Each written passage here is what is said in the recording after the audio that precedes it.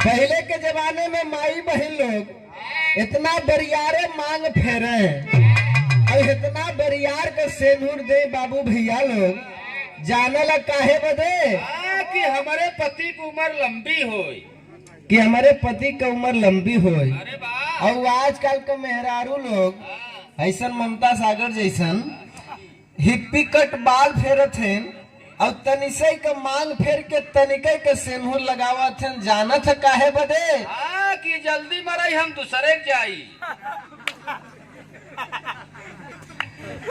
तमाम समस्या है। अरे बाबू ए भैया बड़ा पुरान बड़ा नया नया गीत आप लोग सुनला।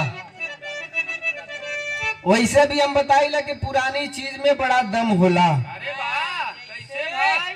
जैसे कि पुरान गेहूं, पुरान चाउर, पुरान दारू, पुरान मेहरारू।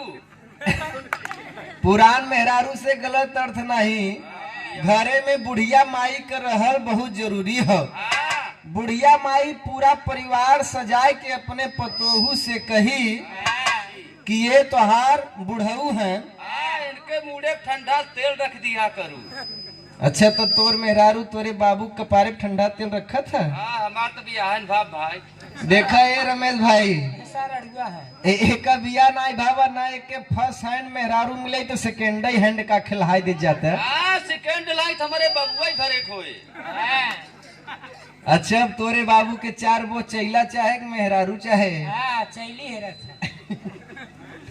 कहना है मास्टर भैया।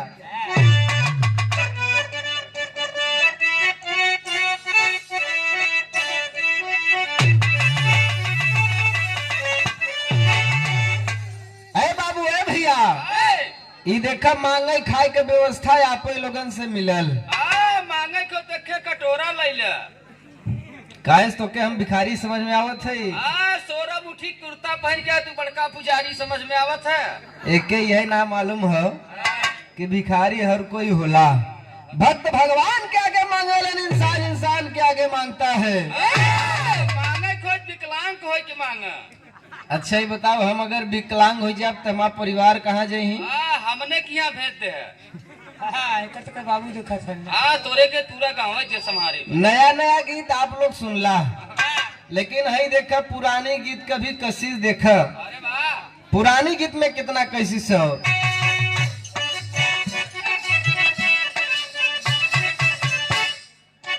दिन भर चाहे जहाँ रही हमार पिया,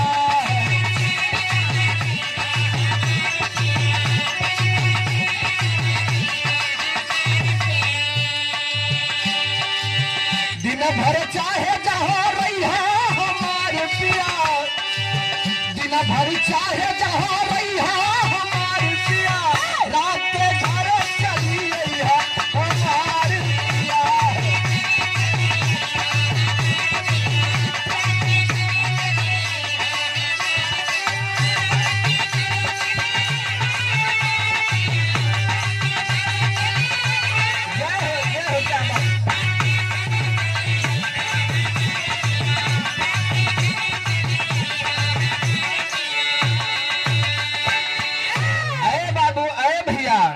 देखा हम बताइला कि दारू पिए 3 फायदा। कवन कवन भाई? कबीर भाई पहला फायदा कि तोहे कुकुर देखी तो भूकी न। और दूसर का फायदा कि तोहरे घरे में चोरी न होई। तीसर का फायदा कि तोहा बुढ़ाई न आई। कैसे भाई? हम बताइला कि जब दारू पी के रोड पे छमक छमक छमक छमक छमक छमक चलबा तो कुकुर देखी तो कही वही तार बड़का साढ़ू आवत है।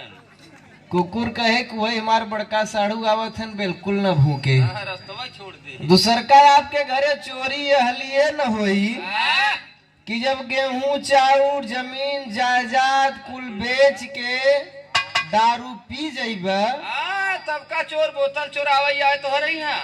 तब का चोर बोतल चुरावई आए। तीसरा बुढ़ाई यह बदे न आई कि जब दारू पियत पियत पियत पियत पियत पियत पियत पियत पियत पियत जब जमाना विकेट गिर जाए बुढ़ाई कहाँ से है भाई। क्या बात है।